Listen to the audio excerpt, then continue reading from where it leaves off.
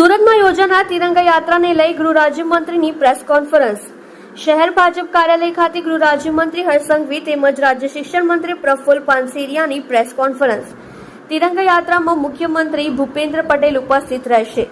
શહેર ભાજપ અધ્યક્ષ નિરંજન ઝાંઝમેરાનું સંબોધન। સુરત ભાજપ દ્વારા 15 ઓગસ્ટના ભાગરૂપે 5 લાખ તિરંગા તૈયાર કરાવ્યા। દરેક બૂથમાં 150 તિરંગા આપવામાં આવશે।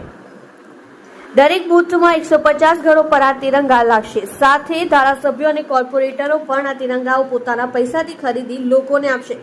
આઝાદી પૂર્વે 14 ઓગસ્ટના રોજ કેવી યાતના થઈ હતી તે આજની પેઢી ભૂલી ગઈ છે। તેના ભાગરૂપે ભાજપ યુવા મોરચા દ્વારા મૌન રેલી યોજવામાં આવશે। આ રેલીમાં કોઈ નારા લાગશે નહીં, માત્ર પ્લે કાર્ડ હાથમાં લઈ રેલી નીકળશે। તો ભાજપ દ્વારા શહેરમાં અલગ અલગ મહાપુરુષોની પ્રતિમા સાફ સફાઈ કરી પુષ્પાંજલિ કરવામાં આવશે। 18 ઓગસ્ટના રોજ શહેરના દરેક વોર્ડમાં મેડિકલ કેમ્પ યોજવામાં આવશે। હર્ષ સંઘવીનું સંબોધન। સ્વતંત્રતા દિવસની ઉજવણીના ભાગરૂપે છેલ્લા 2 વર્ષથી ઘર ઘર તિરંગા અભિયાન ચાલી રહ્યું છે। ગુજરાતમાં 8 થી 15 ઓગસ્ટ સુધી હર ઘર તિરંગા અભિયાન તમામ ગામો જિલ્લા શહેરોમાં આ અભિયાન આગળ વધશે। આજે વહેલી સવારે રાજકોટમાં ઇતિહાસ સર્જાયો।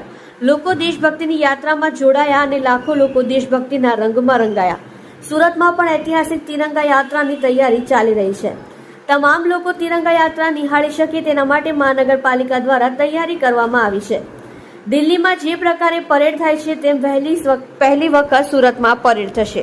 અલગ અલગ એજન્સીની સાથે અલગ અલગ શાળા અને સમાજના બેન્ડ આ પરેડમાં જોડાશે। ખૂબ મોટી સંખ્યામાં ટેબલો પણ પ્રદર્શિત થશે। સુરત મિની ભારત કહેવામાં આવે છે, એટલે આ યાત્રામાં અલગ અલગ રાજ્યની પરંપરાગત વેશભૂષા સાથે લોકો જોડાશે। મહાનગરપાલિકા દ્વારા યાત્રાના રૂટ પર ખૂબ સુંદર સુશોભન કરવામાં આવ્યું।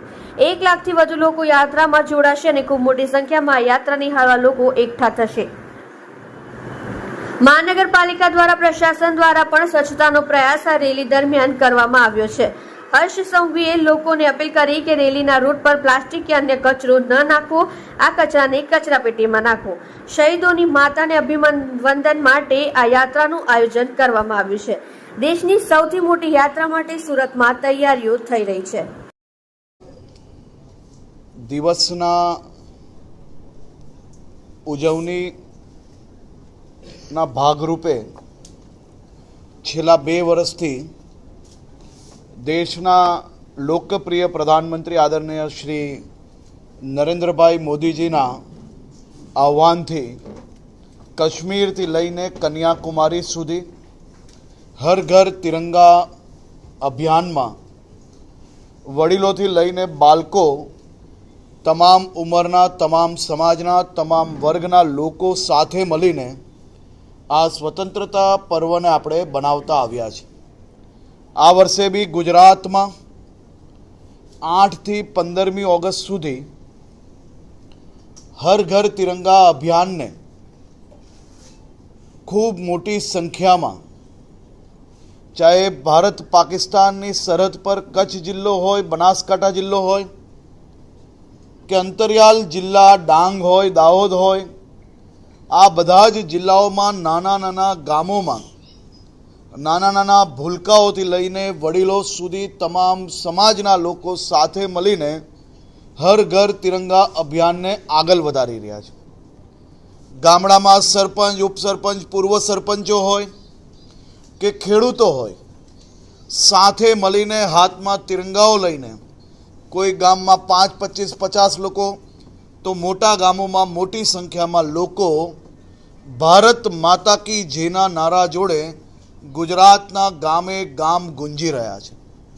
આજે વહેલી સવારે રાજકોટમાં એક નવો ઇતિહાસ સર્જાયો। હજારોની સંખ્યામાં લોકો વહેલી સવારથી પોતપોતાના ઘરેથી તિરંગાઓ લઈને દેશભક્તિની આ યાત્રામાં જોડાયા અને લાખો લોકો આ યાત્રાને નિહાળવા માટે રાજકોટની અંદર દેશભક્તિના રંગે રંગાયા।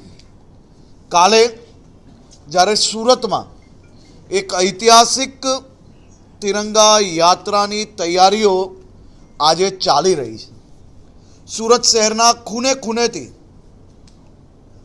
લાખોની સંખ્યામાં લોકો કાલની આ ઐતિહાસિક તિરંગા યાત્રા નિહાળવા માટે સુરત ડુમસ રોડ પર મહાનગરપાલિકા દ્વારા અને પ્રશાસન દ્વારા તમામ લોકો પોતપોતાના પરિવાર જોડે આ તિરંગા યાત્રા નિહાળી શકે તે માટેની વ્યવસ્થાઓ કરવામાં